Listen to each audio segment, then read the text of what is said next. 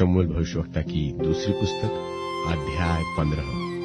शमूएल भविष्यवक्ता की दूसरी पुस्तक अध्याय 15। इसके बाद अबशालोम ने रथ और घोड़े और अपने आगे आगे दौड़ने वाले 50 मनुष्य रख लिए। और अबशालोम सवेरे उठकर फाटक के मार्ग के पास खड़ा हुआ करता था। और जब जब कोई मुद्दई राजा के पास न्याय के लिए आता, तब तक अबशालोम उसको पुकार के पूछता था कि तू किस नगर से आता है। और वह कहता था कि तेरा दास इस्राएल के फलाने गोत्र का है। तब अबशालोम उससे कहता था कि सुन, तेरा पक्ष तो ठीक और न्याय का है, परंतु राजा की ओर से तेरी सुनने वाला कोई नहीं है। फिर अबशालोम यह भी कहता था कि भला होता कि मैं इस देश में न्यायी ठहराया जाता, कि जितने मुकदमे वाले होते वे सब मेरे ही पास आते और मैं उनका न्याय चुकाता। फिर जब कोई उसे दंडवत करने को निकट आता, तब वह हाथ बढ़ाकर उसको पकड़ के चूम लेता था। और जितने इस्राएली राजा के पास अपना मुकदमा तय करने को आते, उन सबों से अबशालोम ऐसा ही व्यवहार किया करता था। इस प्रकार अबशालोम ने इस्राएली मनुष्यों के मन को हर लिया। 4 वर्ष के बीतने पर अबशालोम ने राजा से कहा, मुझे हेब्रोन जाकर अपनी उस मन्नत को पूरी करने दे जो मैंने यहोवा की मानी है। तेरा दास तो जब आराम के गशूर में रहता था, तब यह कहकर यहोवा की मन्नत मानी कि यदि यहोवा मुझे सचमुच यरूशलेम को लौटा ले जाए, तो मैं यहोवा की उपासना करूंगा। राजा ने उससे कहा, कुशल क्षेम से जा। और वह चलकर हेब्रोन को गया। तब अबशालोम ने इस्राएल के समस्त गोत्रों में यह कहने के लिए भेदिए भेजी कि जब नरसिंगे का शब्द तुमको सुन पड़े, तब कहना कि अबशालोम हेब्रोन में राजा हुआ। और अबशालोम के संग 200 नेवताहारी यरूशलेम से गए। वे सीधे मन से उसका भेद बिना जाने गए। फिर जब अबशालोम का यज्ञ हुआ, तब उसने गिलोतवासी अहीतोपेल को, जो दाऊद का मंत्री था, बुलवा भेजा कि वह अपने नगर गीलो से आए। और राजद्रोह की गोष्ठी ने बल पकड़ा, क्योंकि अबशालोम के पक्ष के लोग बराबर बढ़ते गए। तब किसी ने दाऊद के पास जाकर यह समाचार दिया कि इस्राएली मनुष्यों के मन अबशालोम की ओर हो गए हैं। तब दाऊद ने अपने सब कर्मचारियों से जो यरूशलेम में उसके संग थे कहा, आओ हम भाग चले, नहीं तो हम में से कोई भी अबशालोम से न बचेगा।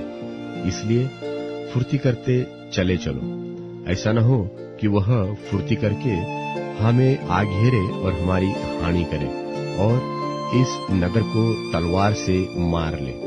राजा के कर्मचारियों ने उससे कहा, जैसा हमारे प्रभु राजा को अच्छा जान पड़े, वैसा ही करने के लिए तेरे दास तैयार है। तब राजा निकल गया और उसके पीछे उसका समस्त घराना निकला। और राजा 10 रखेलियों को भवन की चौकसी करने के लिए छोड़ गया। और राजा निकल गया और उसके पीछे सब लोग निकले, और वे बेत मेहर में ठहर गया। और उसके सब कर्मचारी उसके पास से होकर आगे गए। और सब करेती और सब पलेती और सब गती, अर्थात जो 600 पुरुष गत से उसके पीछे हो लिए थे, वे सब राजा के सामने से होकर आगे चले। तब राजा ने गति इत्ते से पूछा, हमारे संग तू क्यों चलता है? लौटकर राजा के पास रहा, क्योंकि तू परदेशी और अपने देश से दूर है, इसलिए अपने स्थान को लौट जा। तू तो कल ही आया है, क्या मैं आज तुझे अपने साथ मारा मारा फिराऊं? मैं तो जहाँ जा सकूंगा वहाँ जाऊंगा, तू लौट जा और अपने भाइयों को भी लौटा दे। परमेश्वर की करुणा और सच्चाई तेरे संग रहे।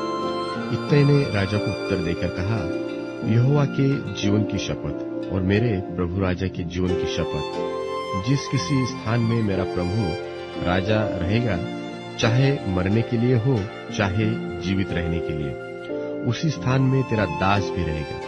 तब दाऊद ने इत्तै से कहा, पार चल।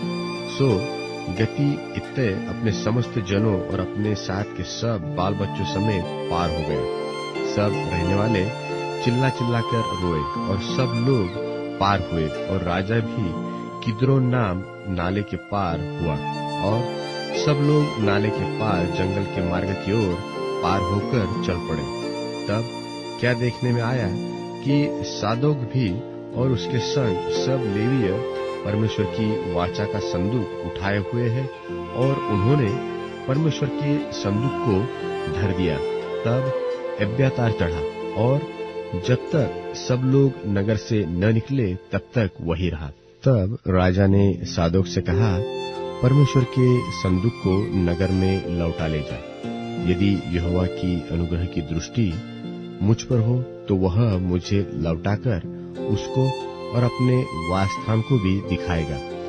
परंतु यदि वह मुझसे ऐसा कहे कि मैं तुझसे प्रसन्न नहीं, तो भी मैं हाजिर हूँ।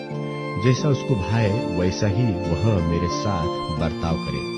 फिर राजा ने सादोक याजक से कहा, क्या तू दर्शी नहीं है? सो कुशल क्षेम से नगर में लौट जा, और तेरा पुत्र अहीमास और एब्यातार का पुत्र योनातन दोनों तुम्हारे संग लौटे। सुनो, मैं जंगल के घाट के पास तब तक ठहरा रहूंगा जब तक तुम लोगों से मुझे हाल का समाचार न मिले। तब सादोक और एब्यातार ने परमेश्वर के संदूक को यरूशलेम में लौटा दिया, और आप वही रहे। तब दाऊद जलपाइयों के पहाड़ की चढ़ाई पर सिर ढापे नंगे पांव रोता हुआ चढ़ने लगा, और जितने लोग उसके संग थे वे भी सिर ढापे रोते हुए चढ़ गए। तब दाऊद को यह समाचार मिला कि अबशालोम से संगी राजद्रोहियों के साथ अहीतोपेल है।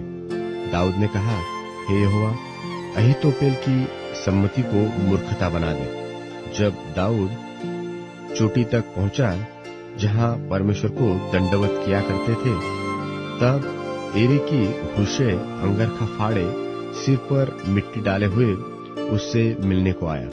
दाऊद ने उससे कहा, यदि तू मेरे संग आए जाए तब तो मेरे लिए भार ठहरेगा, परंतु यदि तू नगर को लौटकर अबशालोम से कहने लगे, हे राजा, मैं तेरा कर्मचारी हूँगा, जैसा मैं बहुत दिन तेरे पिता का कर्मचारी रहा वैसा ही अब तेरा रहूंगा, तो तू मेरे हित के लिए अहीतोपेल की सम्मति को निष्फल कर सकेगा।